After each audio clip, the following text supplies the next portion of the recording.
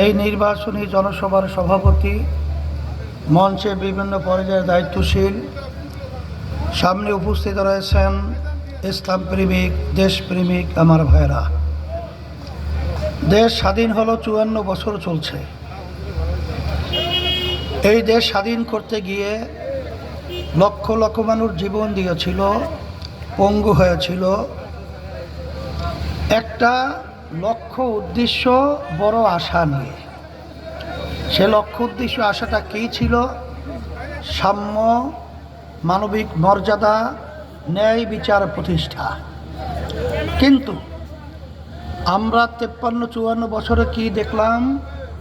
যাদের মাধ্যমে এই দেশ চলছিল, এদের মাধ্যমে এই তিনটা আমাদের আশা আকাঙ্ক্ষা একটাও বাস্তবায়ন হয় নাই। বরঞ্চ আমরা যেটা দেখেছি, এদের পরিচালনায় এই দেশটা একবার দুইবার নয়, 5 বার চোরের দিক থেকে তামাম দুনিয়ার ভিতরে ফার্স্ট হয়েছে। এদের পরিচালনা আমরা পেয়েছি হাজার হাজার মায়ের কোল সন্তান হারা হতে। এদের পরিচালনায় আমরা পেয়েছি এদেশের টাকাগুলো বিদেশে পাচার করে বেগম পাড়া তৈরি করতে। এক কথা, এদের পরিচালনা আমরা পেয়েছি এই দেশে বসে বিদেশিদের তাবেদারি করতে। এক কথায় 54 বছরে আমাদের দেশ স্বাধীনভাবে দাঁড় হতে পারে নাই, মানুষ মুক্তি পায় নাই, মানুষ স্বাধীনভাবে চলার পরিবেশ সুযোগ পায় নাই। 2024 5ই আগস্ট যখন এই দেশ স্বাধীন হলো, আবার আমরা বলি নতুন স্বাধীন। এই স্বাধীনতার পরে এই দেশকে গঠন করা, মানুষ বিভিন্ন অত্যাচার জুলুম থেকে মুক্তি পাওয়ার একটা সুযোগ তৈরি হয়েছে। সেই সুযোগ কাজে লাগাবার জন্যেই আমরা ঘোষণা দিয়েছিলাম ইসলামের পক্ষে একটা বাক্স দেওয়ার জন্য। আলহামদুলিল্লাহ, সে পরিবেশ তৈরি হয়ে গেছিল। যখন নাকি পরিবেশ দেখলো আবার আর এক শ্রেণীর স্বার্থন্বেষী মহল ক্ষমতার লোভে তারা আমাদের ইসলামের নামের বাক্সকে ছিনিয়ে নিয়ে গেল। তারা ছিনিয়ে নিয়ে তখন তারা কি বলেছে? যারা এই প্রচলিত যে নিয়ম অনুযায়ী দেশ চলছে, এই প্রচলিত নিয়মেই আবার দেশ পরিচালনা করবে। আমাদের কথা হলো, যদি প্রচলিত নিয়মেই দেশ সুন্দর হয়, তাহলে 54 বছরে কেন হলো না? আসলে অনেকে তার বলে থাকে, বিশেষ করে এই যে এখন জামাতের নেতৃত্বে যে জোট রয়েছে, জামাতের নেতারা বলে ইনসাফ প্রতিষ্ঠা করবে। আমরা তাদেরকে প্রশ্ন রাখতে চাই, আমেরিকাও তো শব্দ ব্যবহার করে ইনসাফ, লন্ডন তারাও তো শব্দ ব্যবহার করে ইনসাফ, কিন্তু কোন নীতি আদর্শের মাধ্যমে আপনি ইনসাফ প্রতিষ্ঠিত করবেন সেটা জাতি জানতে চায়, আমরা জানতে চাই।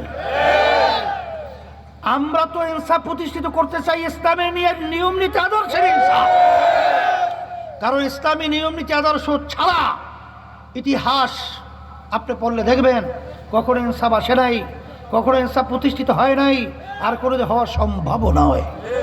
তাই সেদিক থেকে আল্লাহ রহমতে আপনাদের দোয়ায় আমরা যে উদ্দেশ্যে একত্রে পথ চলছিলাম, একত্রে আমরা সমঝোতায় ছিলাম, ইসলামের স্বার্থ এবং বাংলাদেশের মানুষের স্বার্থ, দেশের স্বার্থ।